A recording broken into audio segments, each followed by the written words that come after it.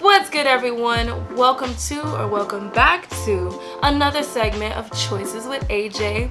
I don't have a long intro today. I just want to say thank you so much for watching.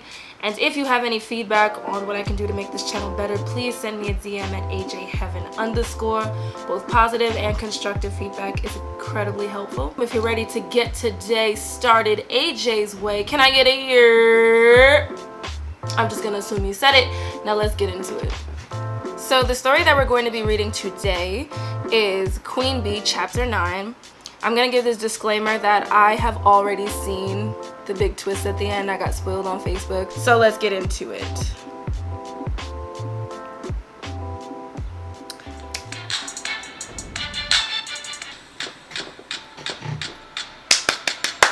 Oh, I'm sorry. Pop the bubbly thoroughbreds. Poppy's repping Read My Lips.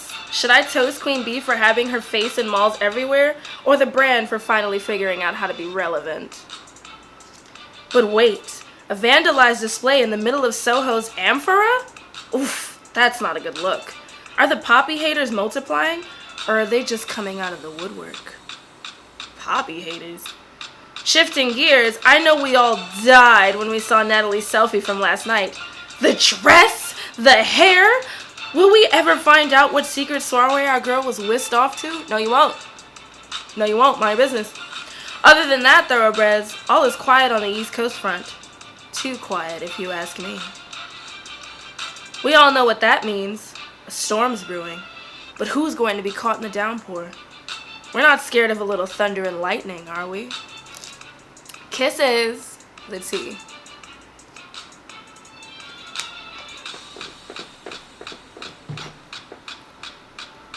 Chapter 9, Undercover.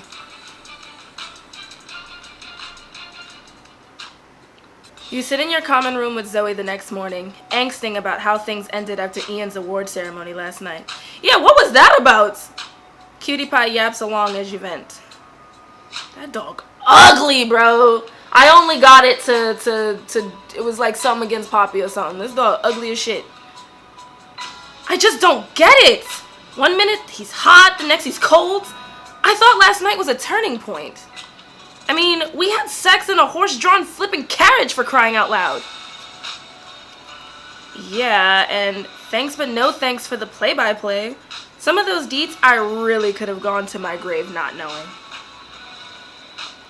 But then things got so weird. When he put me in that taxi, it felt so final. Like one of those tragic movie scenes where the star-crossed lovers force themselves to never see each other again. Have you actually seen any of those movies? Totally unbearable, but those star-crossed lovers always end up back together. You ask me? Professor Hot For You has been swimming up those Denali Straits for so long. Now he's treading water in the Delta. What does that mean? Right! What does that even mean? Like, his morals are the banks of the river, right? And every day they get farther away, and last night he lost sight of them and totally freaked. Okay, I'm so tired of him throwing his walls back up right when he starts to relax. These mixed messages are going to make my head explode. Cutie Pie curls up in your lap with a whimper. You loop your arms around him, snuggling him against you. I know, Cutie Pie. Men aren't worth it. All I need is you, buddy. I don't know about that because penis... Zoe puts her arm around your shoulders. Oh, thanks, though. Ouch! Why'd you pinch me? Did it wake you up? It hurts? What the hell was that for? Natalie. Give yourself some credit. You know Ian. Better than anyone else on campus, at least. What do you think he feels? I think he is conflicted.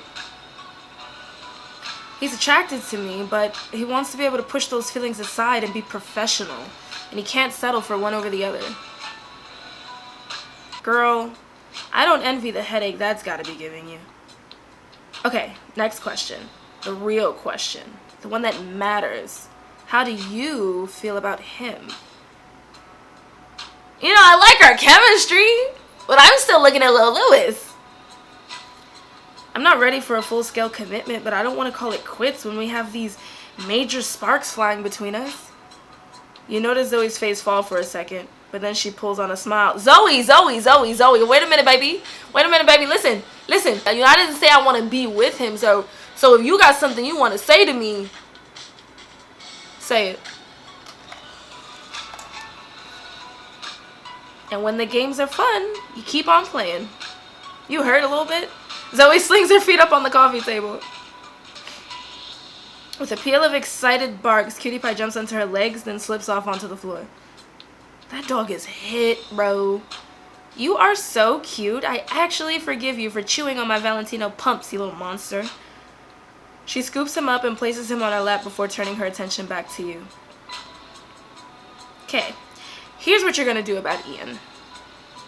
Talk to him. I love when we do this whole telepathy thing. Poppy and Chloe wish they were on the same wavelength. And because she can telepathically tell you're about to interrupt, she waves her hands in your face. You're going to talk to Ian now when this is all fresh. You give him time to process or find out where his head is at. Rarf. Cutie Pie lunges for her fingers, but she snatches them back just in time. Not the manicure. Cutie Pie scampers off to go be a troublemaker elsewhere, probably to try to eat a pair of your socks again.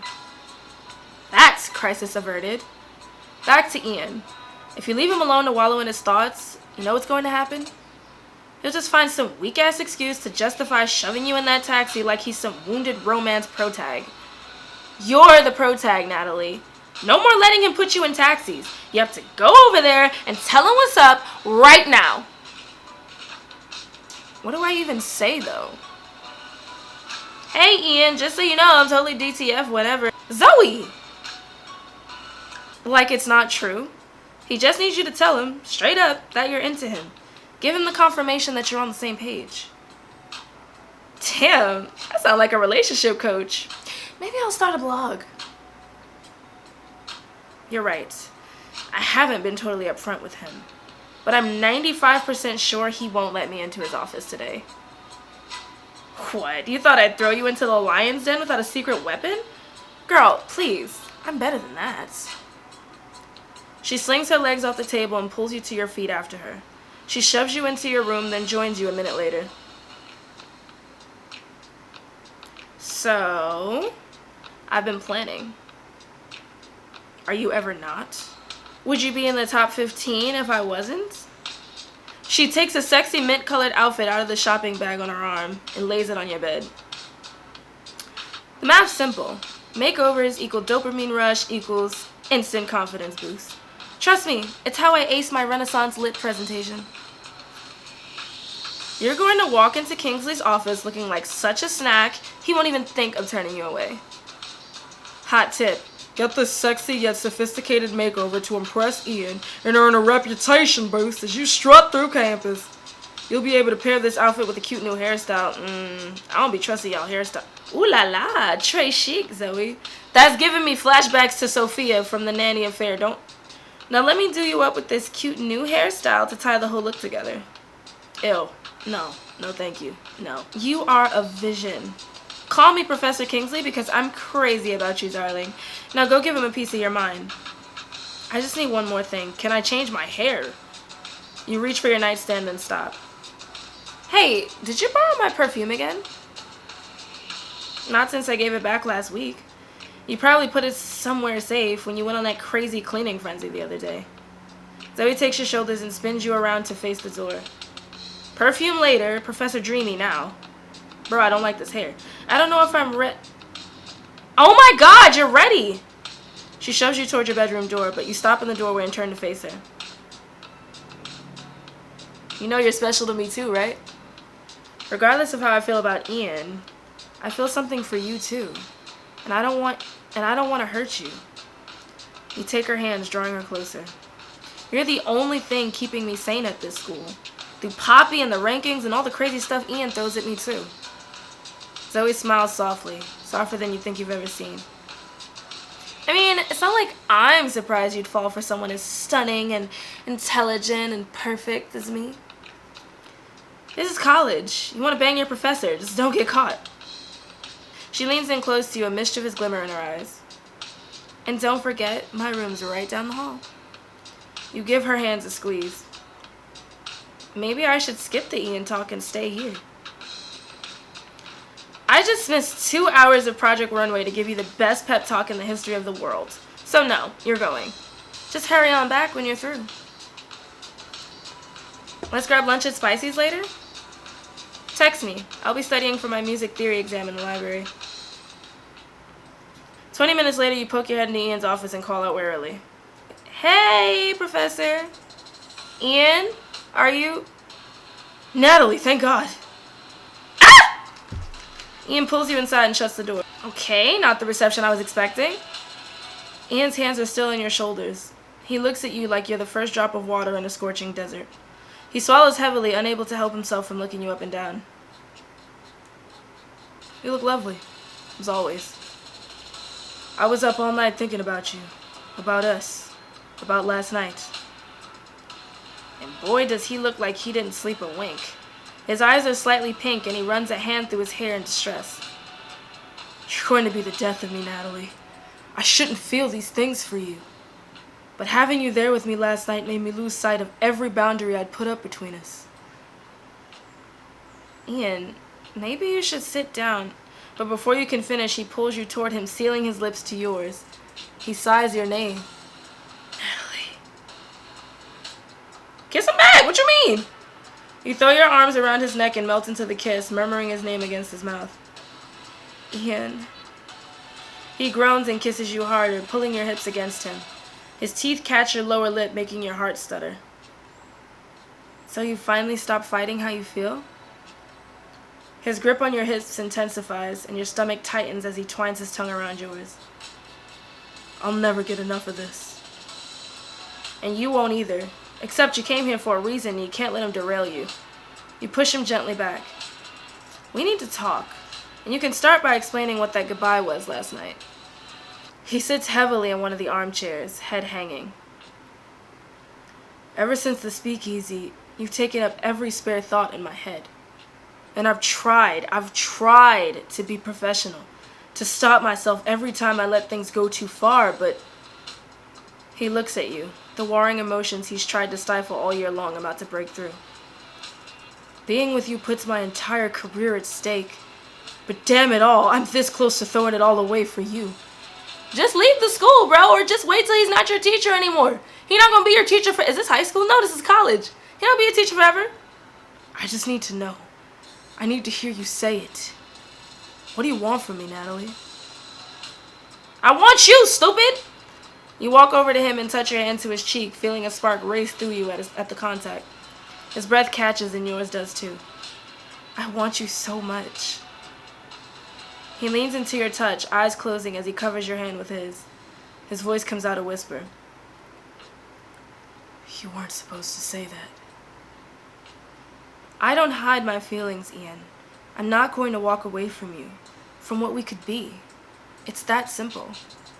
He lets out a breath, curling his fingers through yours. A pained smile tugs at his lips. Simple? Nothing has ever been more difficult in my life. He opens his eyes slowly, gaze finding yours, deep with longing and the tenderest affection you've ever seen. But you're worth every moment. How are we going to do this? You and me. Do we hide it? He takes your hand and brushes his lips along your knuckles. His murmur is as soft as his kiss. Nobody can know about us. And you'll drop the hot-cold act? I can't stand you letting me in and then pushing me away again. I'm so sorry for how I've been treating you. You both jump when someone knocks on the door. Ian, it's Marguerite. Dean Steinhelm? Christ, I forgot. The dean knocks again, and of course the first time Ian closes his office door, it's with you inside. Not incriminating or anything.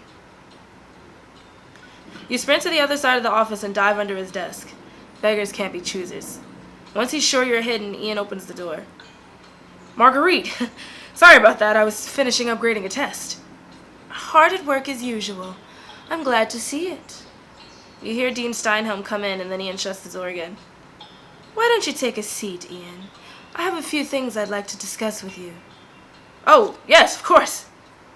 You squeeze yourself into the corner of the desk as Ian takes a seat. This is actually happening. The entire anthropology department, as well as myself, are very pleased with your work these past few years. Happy to hear that. The work I've done while at Belvoire has been very important to me. Yes, clearly. And we have some big news we'd like to announce. Oh? Big news? Tenure? Oh my god, is Ian getting tenure? Squeeze his thigh, tickle his knee, cross my fingers. Now squeeze it. You squeeze his thigh and he sucks in a sharp breath. Is everything alright? You're about to retract your hand when Ian reaches under the desk and laces his fingers with yours. Ooh, we about to get freaky. Hey, we about to get freaky. Things are fine, Marguerite. What were you saying? The New York Anthropological Society's Perspectives on Culture and Society is the foremost conference on cultural anthropology. Blah, blah, blah, blah, blah, blah, blah, blah. At least that's what you hear. This so doesn't sound like tenure to you. The society has offered me a speaking position at this year's conference? That's fantastic! Wow! I'd be delighted to. Oh, so this is good news after all. And right after Ian won an award for his last paper. The conference will be in Martha's Vineyard this year. I hope you'll do Belvoir the great honor of being the keynote speaker. Of course I will. Thank you so much for recommending me for the opportunity, Marguerite. He squeezes your hand in excitement. Aww. Fantastic. I'd have a few details I'd like to discuss with you. You hear the chair scrape out on the other side of Ian's desk as Dean Steinhelm takes a seat. Oh my god, how long am I going to be stuck down here? A devious idea hits you. It's not like there's much else to do with your sexy professor's crotch right in front of your face. You could give Ian a little under-the-desk reward. You know, to celebrate the good news and keep yourself entertained. I never did tell Ian I'd play nice. Give Ian a sexy treat under the desk. Dean Steinhelm won't know and you'll get to finish things up when she's gone. We're gonna blow him under the table? Heat things up! You set your hands on Ian's knees and teasingly run them up his thighs. You feel his entire body jerk, and then he moves his hands aside so you can run your hands higher. Oh, he down with the antics! Ooh, Professor, I love when you're naughty. You pop the button of his pants and slowly lower his zipper. He spreads his legs wide as Dean Steinhelm carries on. Firstly, I'd like to make sure this conference will be a worthwhile use of your time. I know how busy you are, Ian.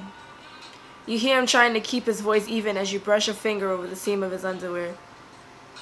I think the conference will be a really stimulating experience. Stimulating indeed, Professor.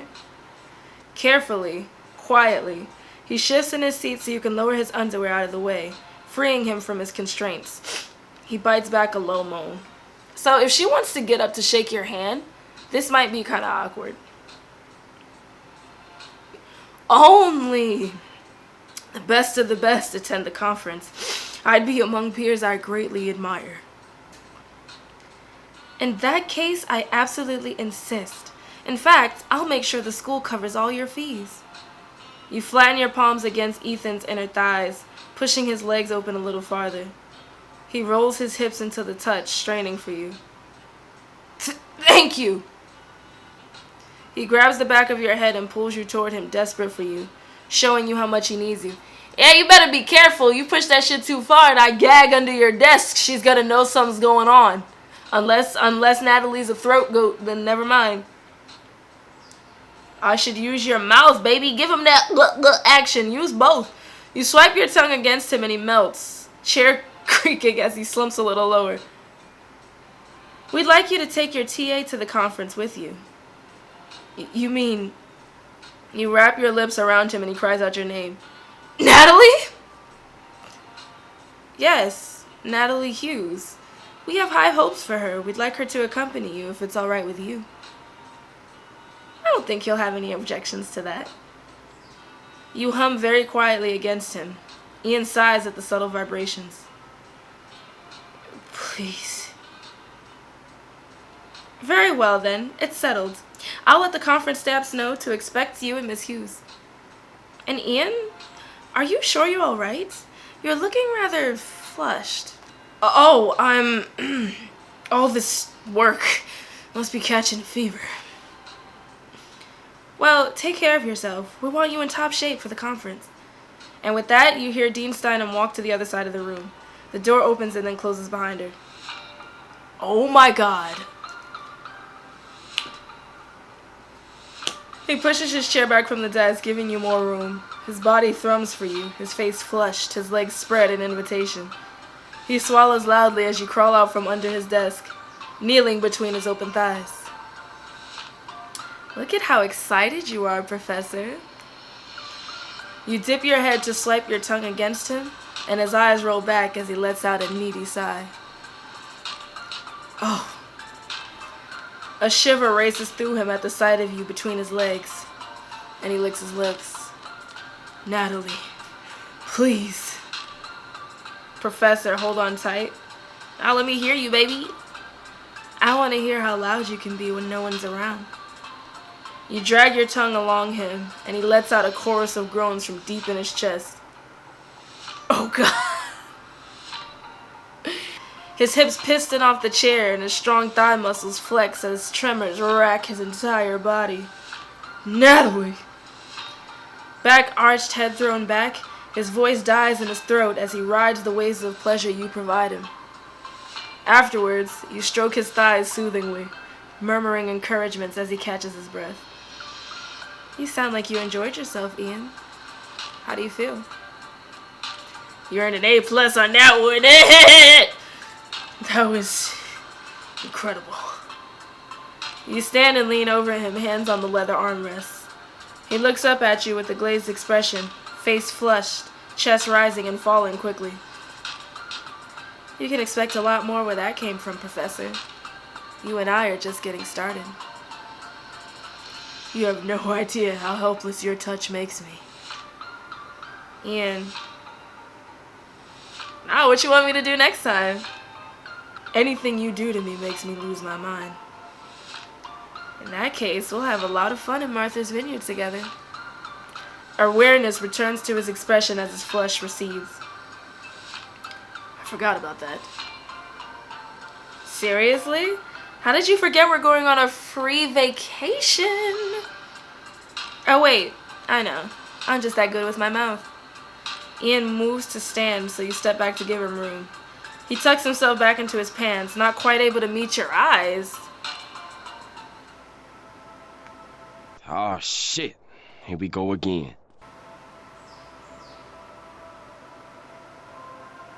You about to piss me off. I don't know if this is a good idea. What, Martha's Vineyard?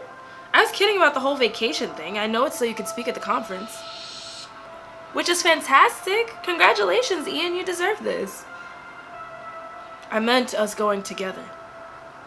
Oh, come on, not this again! First of all, this is an awful thank you. Second of all, you're overlooking a very important detail here. Shouts out to the family project. Ian, this is a business trip. Dean Steinhelm asked me to go as your TA. But would you be able to keep it strictly business? I don't know if I could. You step toward him, but he holds up his hand, signaling for you to stop. Just a few hours last night were enough for me to consider throwing away my career for you. This conference will last an entire weekend. This conference is my career. And as things stand, I don't think I'm prepared for what it will mean to have you there with me. Is this really about your career? You know I don't want you to lose it.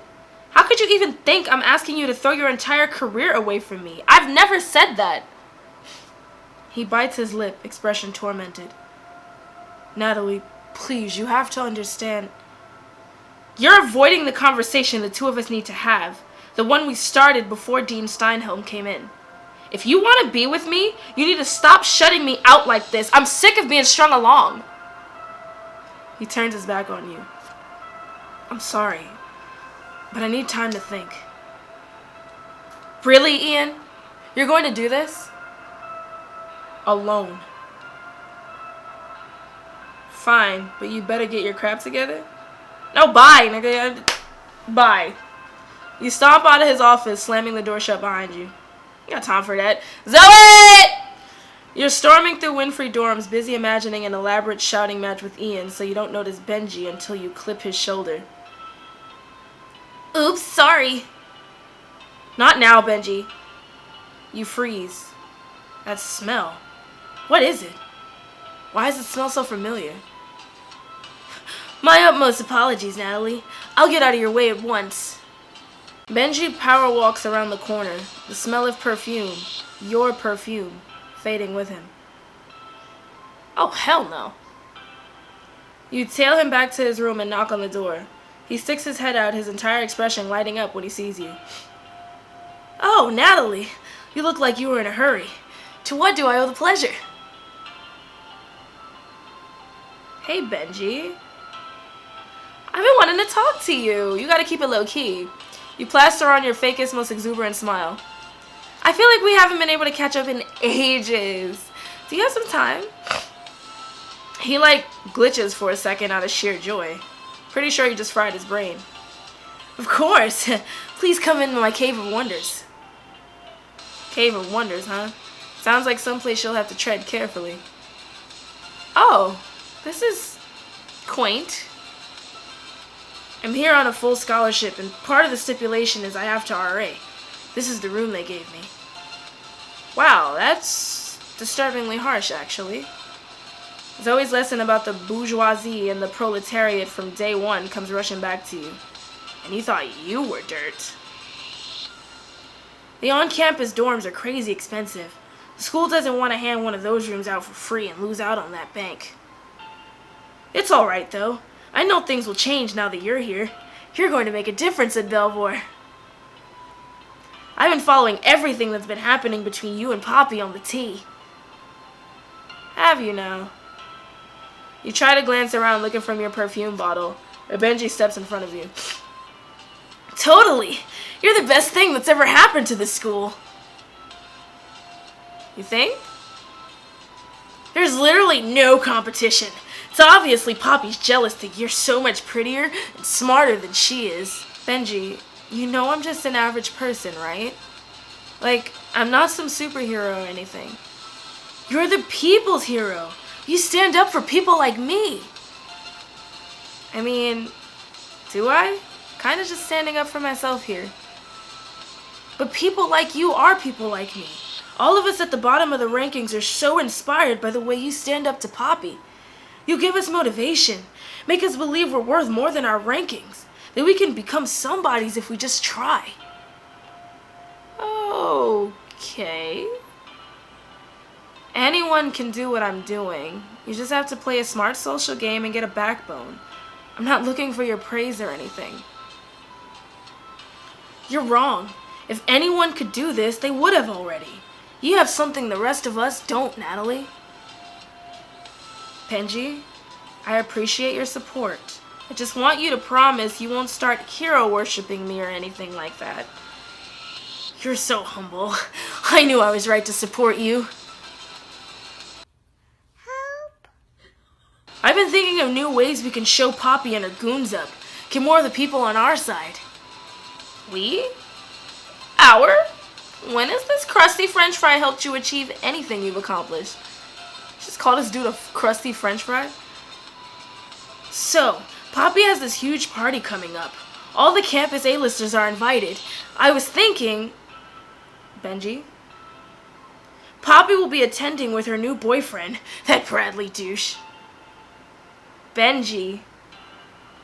But I know for a fact that Bradley's actually... Benji! He jumps. Did he seriously not hear you trying to make him shut up? You need to get rid of this dude ASAP. Benji, would you be a doll and run to the dining commons to get me something special? I've been dying to try an iced cranberry oolong with a squeeze of lemon and 5 of those darling little strawberry ice cubes. Pretty please? Oh, don't you want to hear more about... Benji, I'm parched. You give a dainty cough.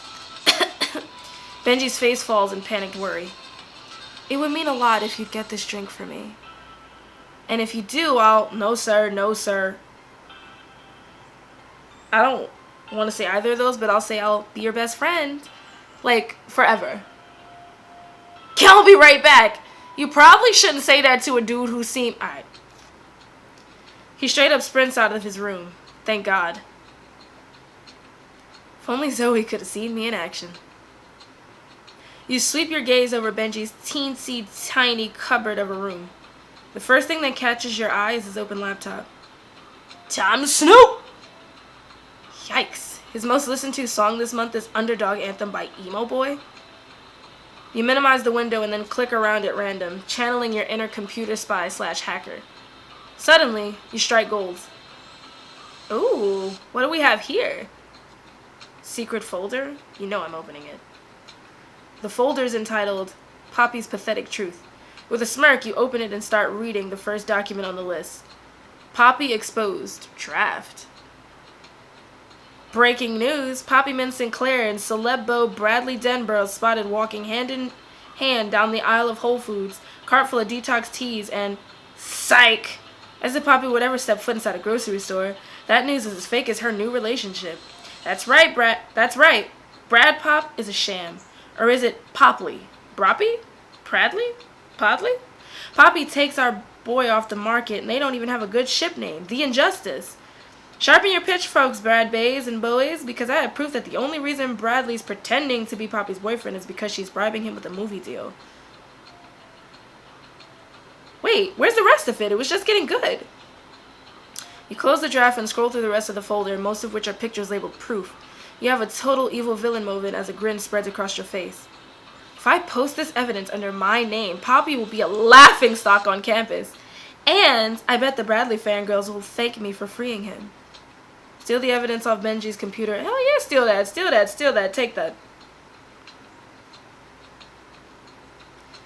You whip out your USB drive attached to your keycard. Thank God for college freebies, am I right? And plug it into Benji's laptop. Snitches and stalkers get the last laugh. You're so taking Bobby down. Drag and drop, baby. Computer hackers everywhere shaking. Once you have the dirt on your USB, you slide that ticking time bomb back into your pocket. You're about to start snooping around the rest of the room when another tab on Benji's computer catches your eye. This is D's Nuts High's online yearbook. Yeah, she's from D's Nuts. It's the post about me winning prom queen. Benji's creep status confirmed. You turn away from the computer nauseated, and that's when you spot it. My missing perfume. On Benji's nightstand, you little thief. Oh, hell no! As you walk over, the smell of perfume gets distinctly stronger. Like choking on fumes stronger. You eye his pillow warily. He wouldn't. Would he? You lean down and give Benji's pillow a sniff. Your perfume wafts off it in waves. No.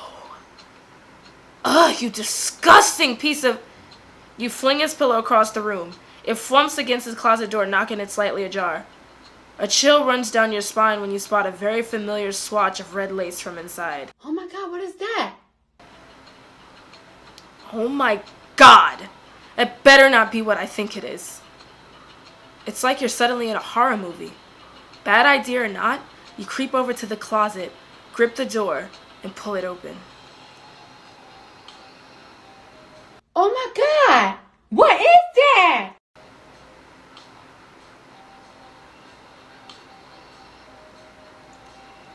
See, even though I knew about this, I saw the picture, I didn't know how it would come about. So I'm still very thoroughly creeped out by this shit. You literally can't process what you're looking at. The smell of rotting food wafts over you, and you nearly hurl. And then you notice. Why did he even take this? But that's not all. That red lace? Yeah, it's my missing effing bra? How did he even take this? Benji has a shrine to you, made out of rotten food and your stolen belongings in his closet. Screwing? Whoa! Whoa! Whoa! Wait a minute! Call 911. This, baby, listen, I watch a lot of crime shows. If this was real, this is the last time she's ever going to be seen or heard from again. Hello, Natalie. I see you found my adoration station.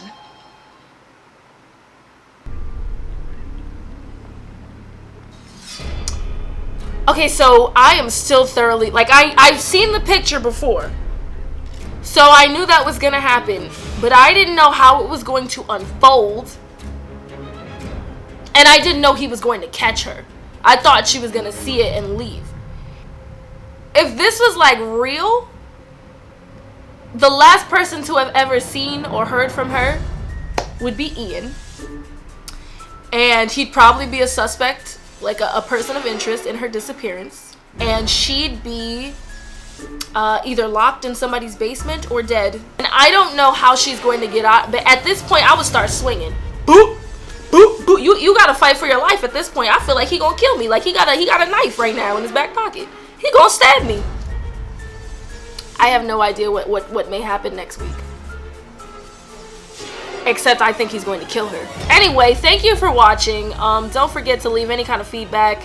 If you enjoyed yourself, leave a like, a comment, maybe subscribe, share it with your choicest friends, and tune in next week to see how we get out of this, because I'm actually afraid. All right, bye y'all.